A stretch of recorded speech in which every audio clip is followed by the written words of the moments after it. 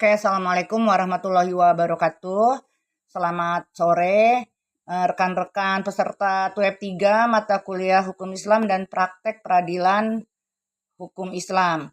Pada TUEP ketiga ini, saya akan membahas mengenai materi poligami.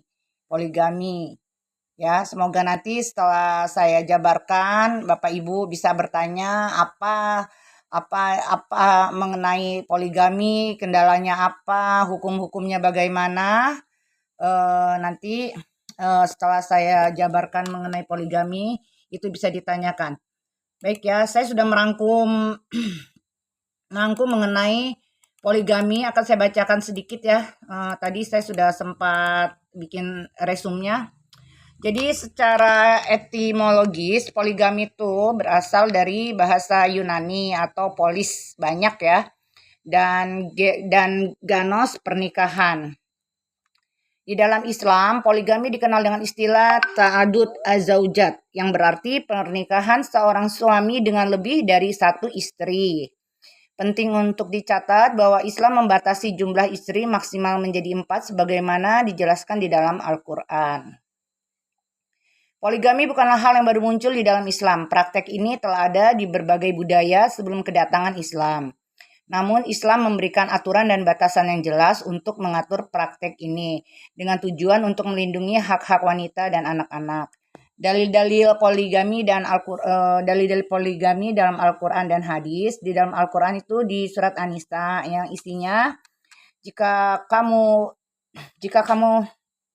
khawatir tidak akan mampu berlaku adil terhadap laki-laki perempuan yatim bila mana kamu menikahinya, maka menikahlah perempuan-perempuan yang lain yang kamu senangi 2, 3, atau 4.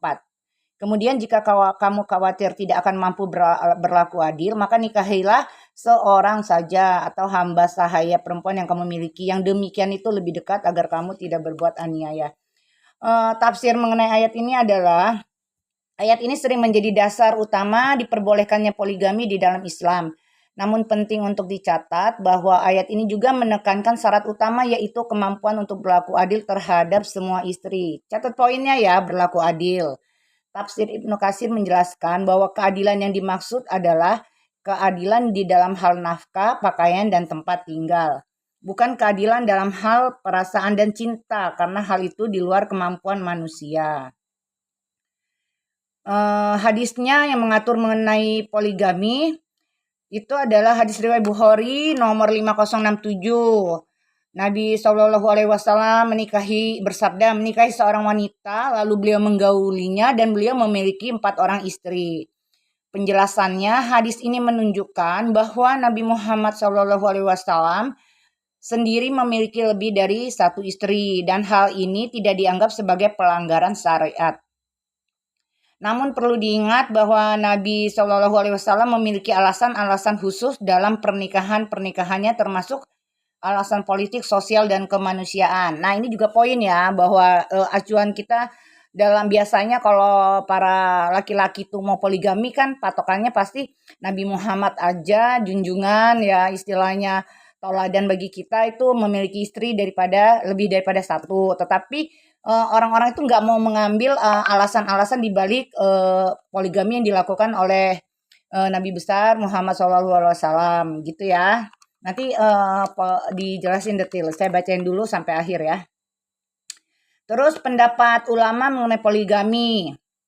Imam Syafi'i dalam kitab Al-Um menjelaskan bahwa seorang pria diperbolehkan menikahi hingga 4 wanita asalkan mampu memenuhi syarat keadilan. Beliau juga menekankan bahwa keadilan yang dimaksud adalah keadilan dalam hal materi, bukan di dalam hal perasaan.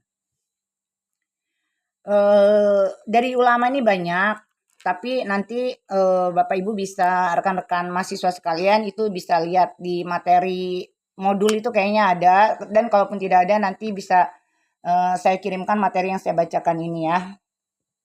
Terdapat syarat dan batasan yang harus dipenuhi agar pernikahan poligami sah secara syariat. Yang pertama itu kemampuan berlaku adil, 2 izin dari istri pertama, yang ketiga kemampuan finansial, tidak ada paksaan. Kemudian tidak ada paksaan ini nanti poin-poinnya sekali lagi nanti kita jabarkan. Saya ambil judulnya dulu aja. Jadi ini ya syarat-syarat sahnya secara syariat. Ingat secara syariat ya.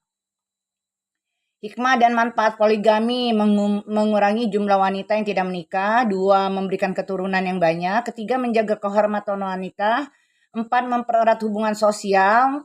5, menyelesaikan masalah rumah tangga. 6, menghindari perceraian. 7, membantu wanita yang membutuhkan. Oke. Azas monogami di dalam Undang-Undang Perkawinan. Dasar hukum perkawinan mengatur termasuk hal dasarnya hukum poligami di Indonesia itu diatur dalam Undang-Undang Perkawinan dan perubahannya.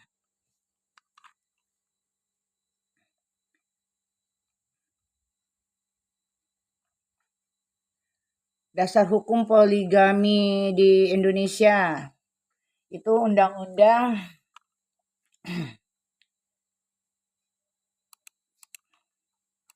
Dasar hukum poligami di Indonesia itu ada 2 ya. Itu karena kita tinggal di Indonesia berarti kita ikut aturan Indonesia. Yang pertama adalah Undang-Undang Perkawinan nomor 1 tahun 74 pasal 3 ayat 2. Kemudian di kompilasi hukum Indonesia itu yang mengatur adalah pasal 58. Rincian ayat pasal-pasalnya nanti Bapak Ibu bisa buka sendiri. Itu kalau kita download Undang-Undang Perkawinan nomor 1 tahun 74 itu udah langsung bisa kita save ya. Jadi detailnya isi-isi pasalnya Bapak Ibu bisa lihat di dalam undang-undang tersebut. Kemudian syarat poligami: agar dapat melakukan poligami secara sah menurut hukum di Indonesia, maka poligami tersebut harus memenuhi syarat poligami sebagai berikut. Yang pertama, suami wajib mengajukan permohonan ke pengadilan di daerah tempat tinggalnya, yaitu dengan syarat ada persetujuan dari istri-istri, dengan catatan persetujuan ini tidak diperlukan jika istri-istrinya tidak mungkin diminta persetujuannya dan tidak menjadi pihak di dalam perjanjian. Kedua, tidak ada kabar dari istri selama minimal 2 tahun atau karena sebab-sebab lainnya yang perlu mendapat penilaian itu dari hakim pengadilan. Kemudian adanya kepastian suami mampu menjamin keperluan hidup istri-istri dan anak mereka. Terus adanya jaminan suami akan berlaku terhadap istri dan anak-anak.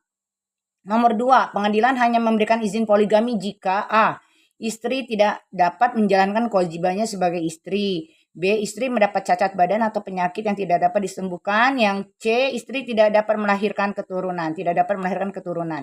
Izin poligami tersebut diberikan pengadilan jika berpendapat adanya cukup alasan bagi pemohon atau suami untuk beristri lebih dari 1 orang.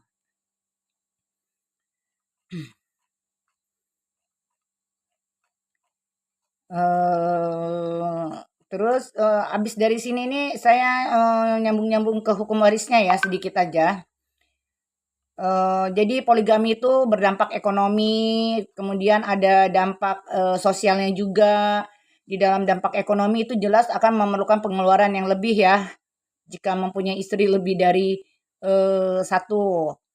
Kemudian kalau dampak sosialnya itu otomatis akan berpengaruh kepada anak-anak. Itu pasti ada ya.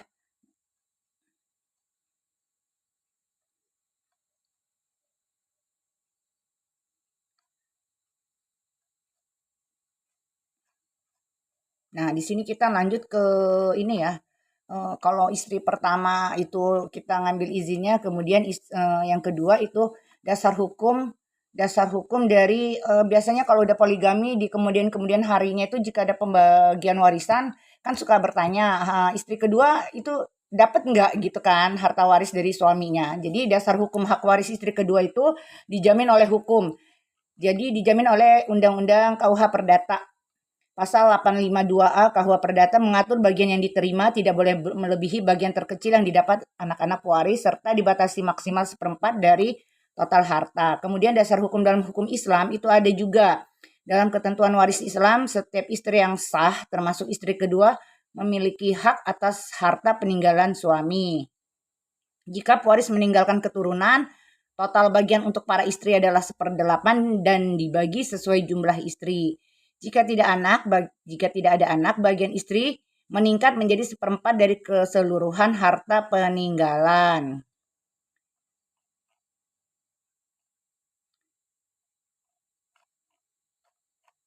Apalagi ya, ini udah ya sampai sini aja. Nanti saya kirim aja sisanya. Untuk poligami ini kita kayaknya lebih enak sesi tanya jawab aja. dari Bapak Ibu mau tanya apa mengenai poligami, terus yang biasa terjadi pada saat ada kejadian poligami itu apa aja. Saya nggak panjang-panjang ngasih materi itu judul sama ini aja, terus selebihnya itu kebiasaannya itu lebih ke sharing yang terjadi di masyarakat. Itu baru kita kupas sama-sama. Kalau teori itu kan saya rasa buku, undang-undang semua udah bisa kita download. Ya kan? Itu kan teori. Nah, sebenarnya lebih kalau saya baik online maupun offline dalam memberi materi itu lebih senangnya itu setelah memberi materi judul-judulnya atau poin-poinnya aja, sisanya lebih banyak ke kita share apa yang terjadi di kehidupan kita malahan, ya kan? Kalau misalkan ada kejadian ini itu gimana, itu kenapa, nah lebih lebih lebih banyak seperti itunya, gitu. Saya pernah ngasih mata kuliah undang-undang korupsi ya. Itu nggak cukup 1 jam 2 jam. Jadi karena Indonesia penuh dengan korupsi, jadi banyak permasalahan ditanyakan. Nah, mengenai poligami ini dari rekan-rekan mahasiswa TUEP ini ada yang mau ditanyain nggak? Nanti kita bahas satu-satu sama-sama. Kita sampai jam 17.30 ya, nggak lebih. Ada yang mau ditanyakan? Mengenai poligami, biasanya kalau saya tahun kemarin itu poligami udah berderet itu pertanyaannya. Yang ini ya nggak ada niat poligami ya bapak-bapaknya. Alhamdulillah ya. Atau adik-adiknya gimana? Nikah aja belum, Bu. Iya juga ya. Siapa ini yang barusan ngomong ini? Nikah juga belum. Ah? Belum merasakan. Tapi ya ini siapa nih yang barusan ngomong? Yang barusan bilang nikah aja belum, udah mau mikirin poligami, siapa nih? Anan ya? Apa Agung? Agung. Nah, jadi gini, Agung, memang kamu belum menikah, tapi kejadian-kejadian sosialnya itu kan bisa terjadi di lingkungan kamu. Kalau kamu punya kakak perempuan atau adik perempuan atau keluarga atau apa yang tiba-tiba ada kasus poligami, kan kamu seenggak-enggaknya karena sudah mempelajari mengenai poligami ini ya bisa tahu loh memberikan solusinya itu bagaimana. Jadi nggak mesti kita nikah dulu baru kita mikirin poligami, nggak juga gitu kan. Biasanya saya juga heran ya kalau misalkan ada yang bilang belum ini karena topik poligami ini mau isinya yang ngebahas perempuan aja 5 orang itu seru, mau ada yang belum menikah itu seru, mau ada bapak-bapaknya lebih seru lagi, sebetulnya kan seperti itu ya kan. Nah, Bu, izin bertanya, Bu. siapa ini atas nama siapa? Tika. Ya sebentar saya catat dulu.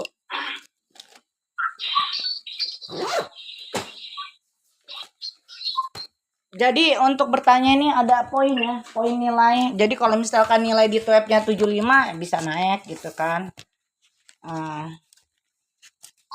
Ada poinnya nambah dikit.